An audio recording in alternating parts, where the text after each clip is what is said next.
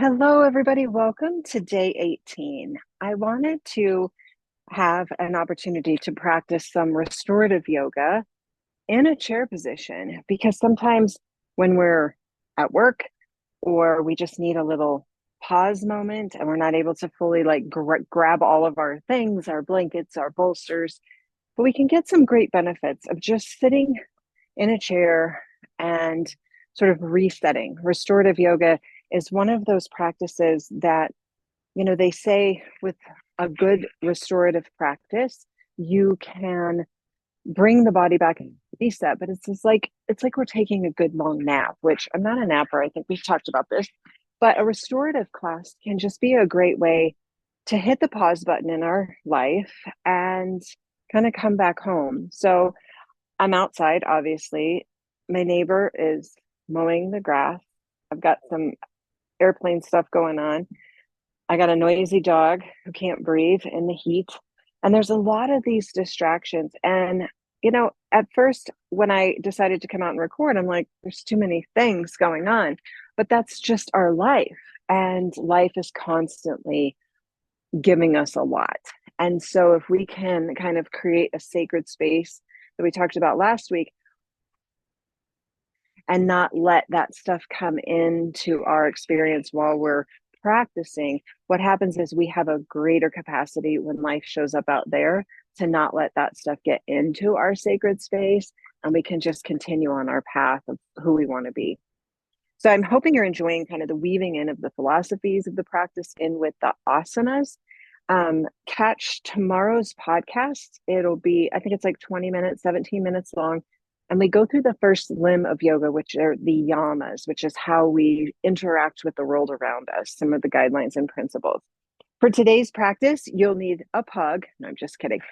You will need a couple pillows or a couple yoga blocks. I don't have any special clothes on for this practice. I'm wearing my little summer dress because that's life too. And I don't want to complicate this. Don't want to complicate it. All right. First position that we're going to come to is we're going to take a pillow or a block and place it behind our back. You'll need to be in a chair of some sort. A sofa's fine too. Just make sure that you're snuggled against the back of the sofa. Rest the other block simply on your lap and then lean back against the block. So what that does is it lengthens the spine and opens up the chest. Okay, and now I'm going to place the block between my legs. My knees are going to come in slightly with my feet out a little wider. That feels comfortable in my hip and my pelvis. If it doesn't feel comfortable to you, you can sit with legs straight. You can hold the block. You can do whatever you need to do. But I'm actually going to slither down a little bit in my chair. And then we're going to come to some pranayama, which is another limb of yoga that teaches us how to manipulate and change the breath a little bit. Place your hands flat on your thighs. Close your eyes. Press your shoulder blades against the pillow or the block. This elongates the front of the body. The spine becomes long so that we can fully inflate the breath.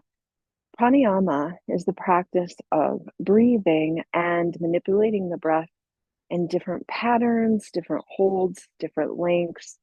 We're just going to have one of my favorite breath or practices, pranayama practices, just called the Durga breath, which means complete breath. So just take a regular cleansing breath, feeling the body settling into the chair. Just identify, noticing the noises around you. It's part of living. It's part of being human. It's part of life. We've got a panting dog and a yard trimmer and an airplane and just life. And here we are.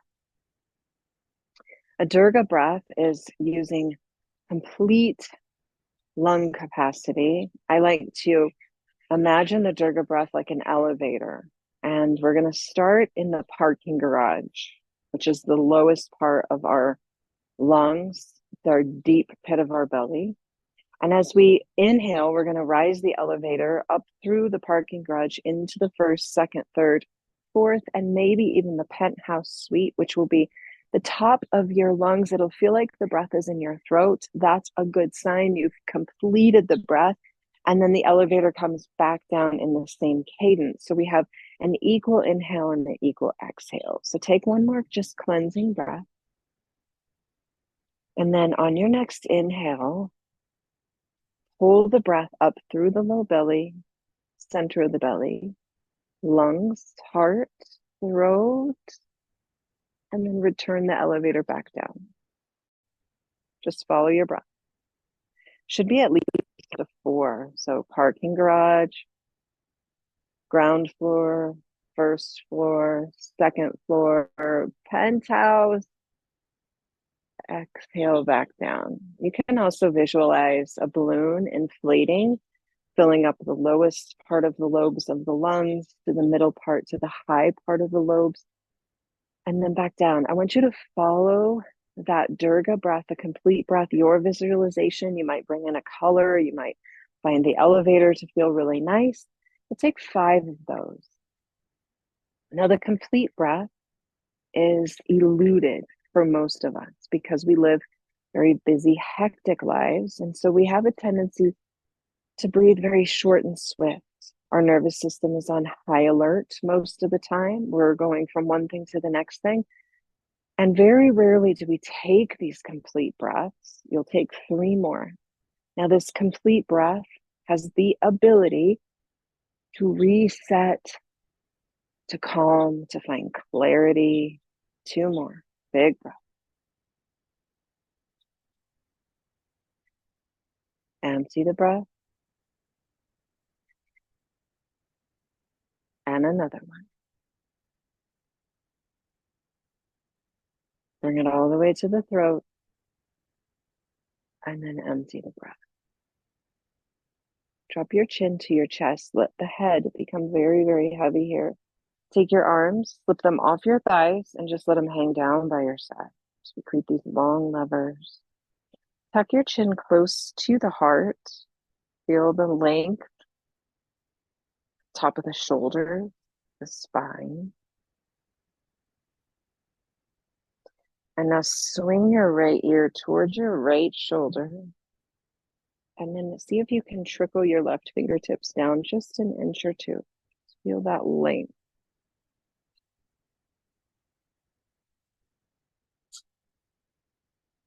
Draw your chin back to the chest. Nice and slow, no fast movements. Left ear, left shoulder. And then elongate the right arm by just dragging the fingertips down an inch or 2.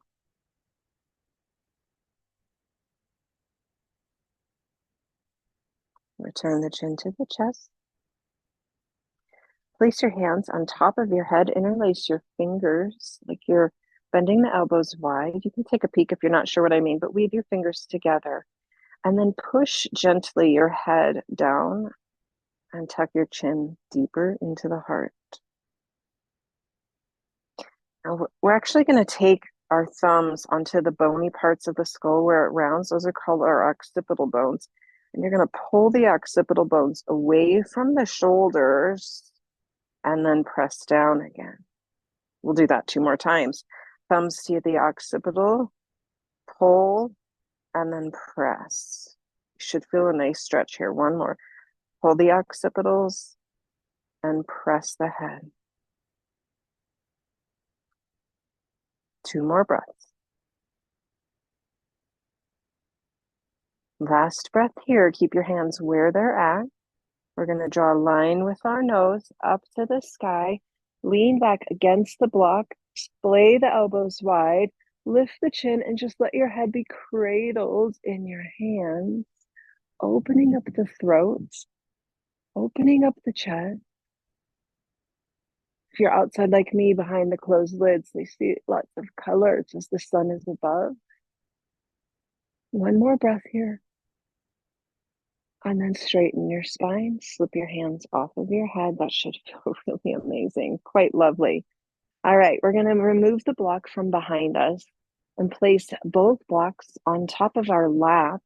And then I'm going to press 1 hand and 1 hand. This is creating height so that I don't have to fold as far, but my forehead is actually going to land right there on my hands. Now we're going to be able to adjust this as we stay for about 10 to 15 breaths. I'll do the counting, you just do the breathing. So place your hands there, rest your forehead against your hands. Maybe close your eyes. After a few breaths, you might find that you can adjust things. If you're using pillows, you may be able to slide the pillow in a different position and lower it just a little bit or get rid of one of the pillows. I'm actually going to turn my block to the next level, readjust, place my forehead back down. After a couple breaths, you might readjust again, flattening the block or losing one of the blocks.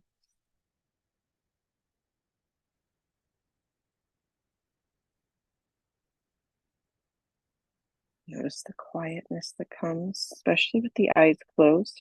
By pressing your forehead against pressure of your hands or a block or a pillow, actually quiet down the mind.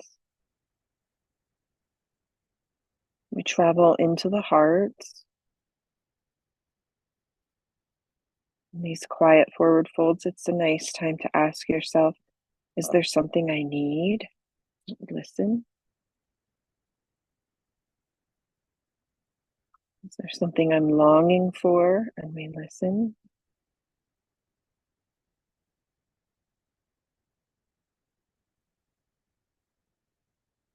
And what is residing in my heart today? And we listen.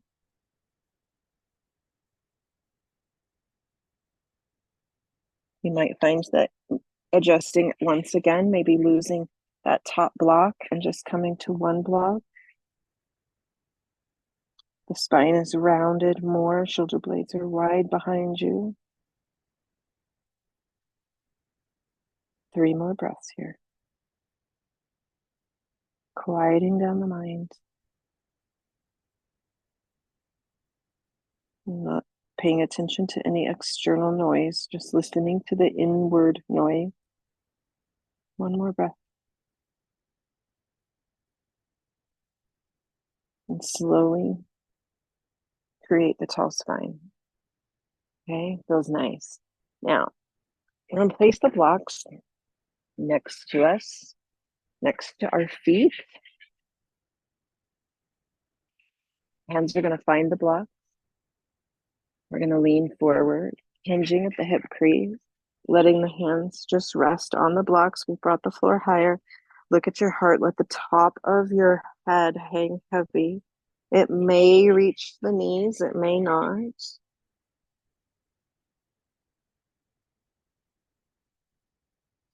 Pay close attention to the shoulder blades. Let them separate and round. Forward folds are incredibly restorative, incredibly quieting, insightful, often where we have wisdom that bubbles up from the surface. 3 more breaths.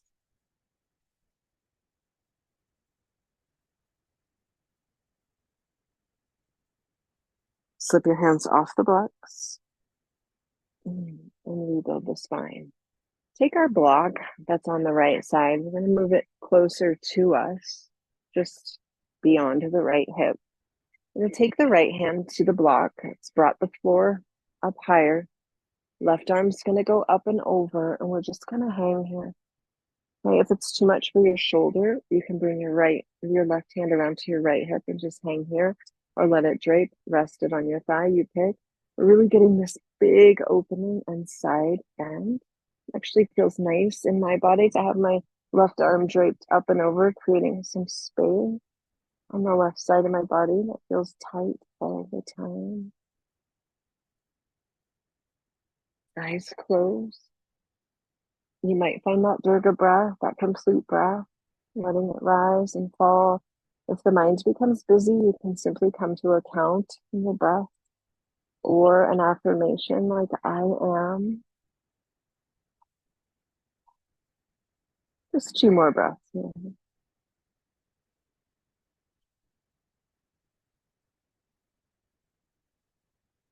Bring the left hand down if it's been up, and slowly support yourself as you rise up. You're going to take that to the left side. So scooch the block back down towards your left hip. You're just going to reach for it. If it's too far of a reach, you can have two blocks. Totally your choice. I'm going to actually have 1.5 blocks. Right arm comes out and we reach up and over. Okay, if it's too much again on your shoulder, simply bring the right hand across the body. Feels nice. Or rest it on your right thigh, but create that C curve and then close your eyes.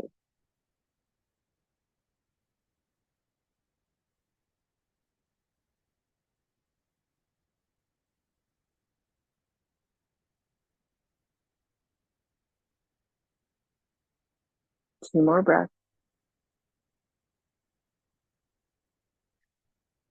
We rise and we come back up.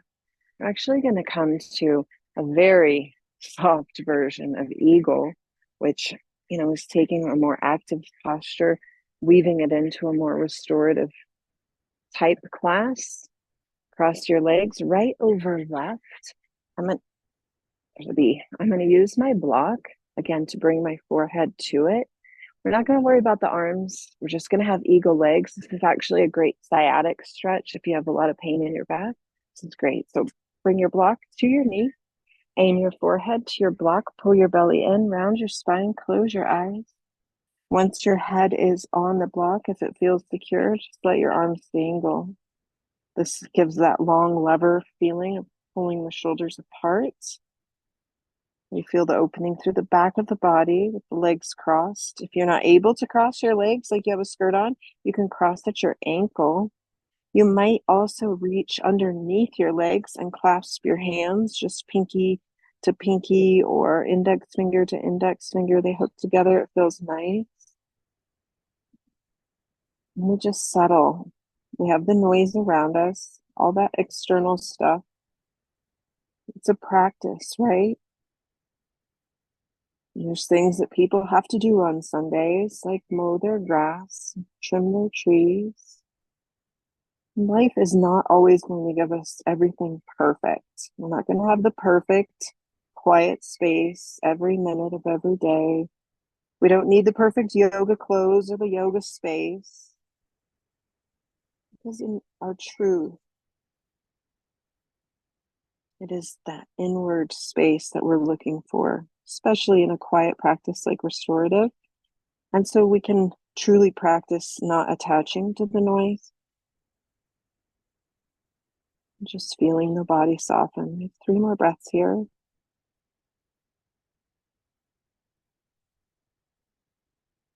If your hands are hooked together, let them dangle. From the dangle, bring the hands to the block. Secure your hands around the block and slowly rise up.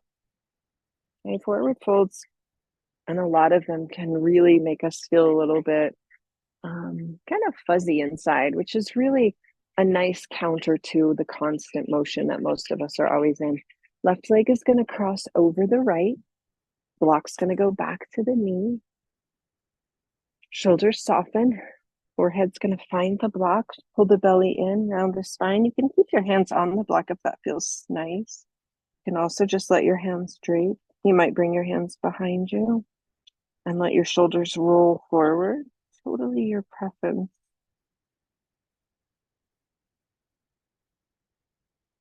And then you might come back to those inward questions, that introspect. What do I need?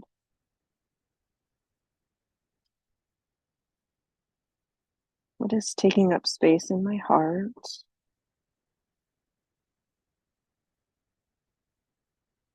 How can I serve today? What can I let go of?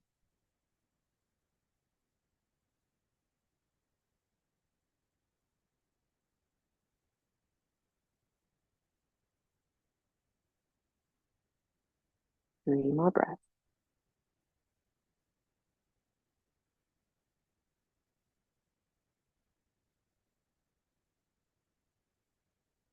Hands will make their way back to securing the block. And after this final breath, begin to rise. We're going to come back to the block behind our or the pillow. Legs can be wherever they're comfortable. I have a tendency to find comfort with crossed legs. I'm sure my hip surgeon's not thrilled about that, but that's what creates some space for me. And then roll your shoulders down your back. There's a word in yoga practice, it's common in a yoga practice, called equanimity. And equanimity in an asana means that we find a balance between effort and ease. So if we're in a warrior pose and we have those strong legs, there's our effort. The arms are extended wide. There's our effort. Our drishti is laser sharp. But then the ease comes by the settling of the shoulders, the smoothness of the breath, the quiet of the mind. And then that's where we practice in asana equanimity.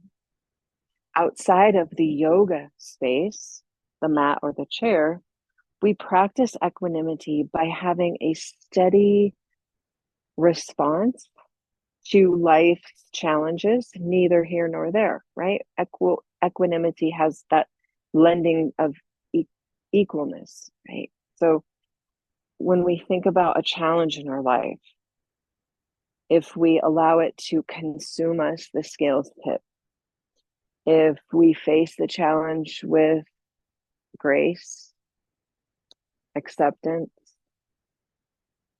we learn about the challenge, we find solutions, perhaps we accept, we deal with it, we have equanimity. Equanimity means a steadiness, no matter what shows up. So in the asana, we have a steadiness in our tree pose, in our mountain pose, in our shavasana pose. The breath is steady, equal. And then outside of the yoga practice, we have a steadiness, and that is equanimity. And equanimity is actually the word that I've chosen for my year. And so when we think about a 30 days of yoga challenge, there in our world is this idea that we have to have an active practice for 30 days. And I believe differently. I believe that we have to have moments where we're with ourselves and we pause day 15, where we just thought about how we're showing up in the world, our principles, our ethics, our guidelines, our yamas and niyamas. And then we have this dabbled in restorative session where it's not looking for an achievement of any kind other than maybe the goal is to quiet down and look inward if there is a goal. But it's really looking at our totality of our life as a scale, one side, which is our yang side, where we go after things and we work and we produce and then our yin side, which is where we have introspection, stillness, and quiet. Most of our lives, we have a lot of one or the other.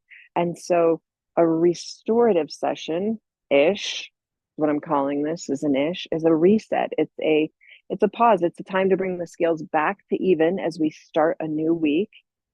And then we take the principle of equanimity into our week and we think, where in my life am I not equal? Am I equal in my giving and receiving? Am I equal in my rest and my effort? Am I equal in what I am thinking and what I am feeling? And so taking what this practice physically does, which is quiet, we get that pressure on our third eye, we have the washing of our nervous system, and then making an intention maybe this week to think about your life as a scale. And is there a steadiness between effort and ease? Are you giving yourself enough time for quiet down time, ease in your life? Are you putting enough effort into your life? Maybe you're spending too much time, binging on Netflix and reading books and lollygagging. Maybe a little more effort would bring equanimity into your life. And so that's the gift of this practice, is to look at equanimity, to look at the front of the body, the back of the body. Are we equal? Are we leading with our heart, or are we closed in and afraid? Are we too much in the world where we're not going enough inward? So much to think about. So that's what I have for you. Um, Again, if you would prefer to just lay on the floor for a few minutes to absorb it all, that is the perfect way to close a practice. Have a beautiful rest of your day, 18, and I will see you tomorrow for day 19. Take care. Be well. Have a great day.